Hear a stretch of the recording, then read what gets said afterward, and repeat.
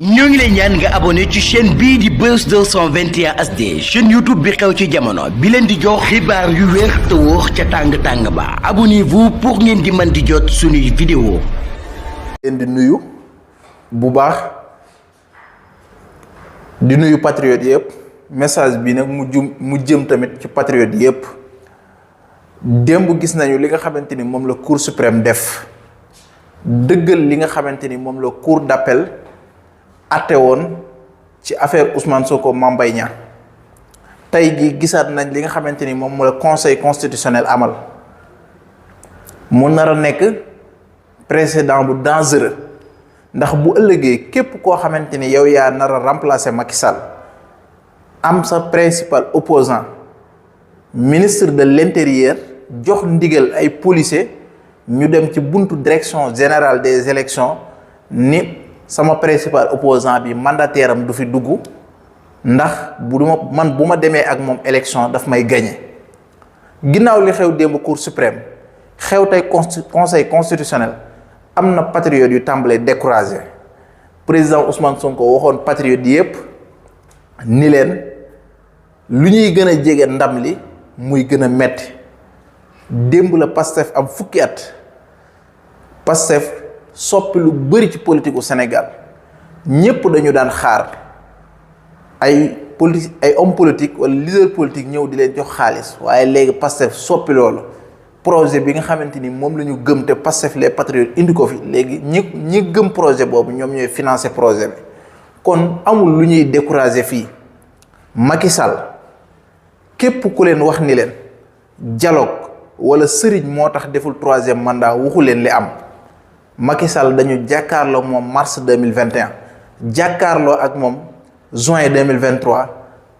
ay nit ni ko lii mënoo ci def jaar ba am troisième mandat kon troisième mandat bi nga xam ne da nga ko yàgg bëgg teg ko ci suuf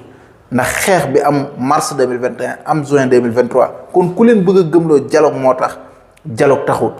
loolu moo tax nag ginnaaw bi ñu ko xañee ñetteelu mandat bi mu bëggoon mu ni Ousmane Sonko ak waa këram yi kon duñ am lu leen neex mooy du Ousmane Sonko lu bokk ci élection yi Ousmane Sonko mësula taxaw ni budul man Sénégal du mas a jàkk neewoon na leen ñun ab projet la ñu yor jëmmu Ousmane Sonko amul njariñ kon loolu na ko patriote yi fàttali ko Macky Sall ñetteelu mandat bi mu bëggoon mënu ko am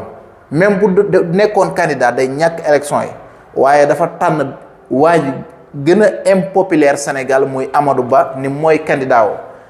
léegi nag patriote yi buñ découragé woo élection yi ñëw voté wuñ taux d'abstention bi bëri loolu mooy may sens candidat wu waaye ba patriote yi bañee découragé wu xam ni projet la ñu yor képp koo xamante ni moom moo nar a yóbbu couleur yi Pastef ci élection yi ñu ànd ak kooku campagne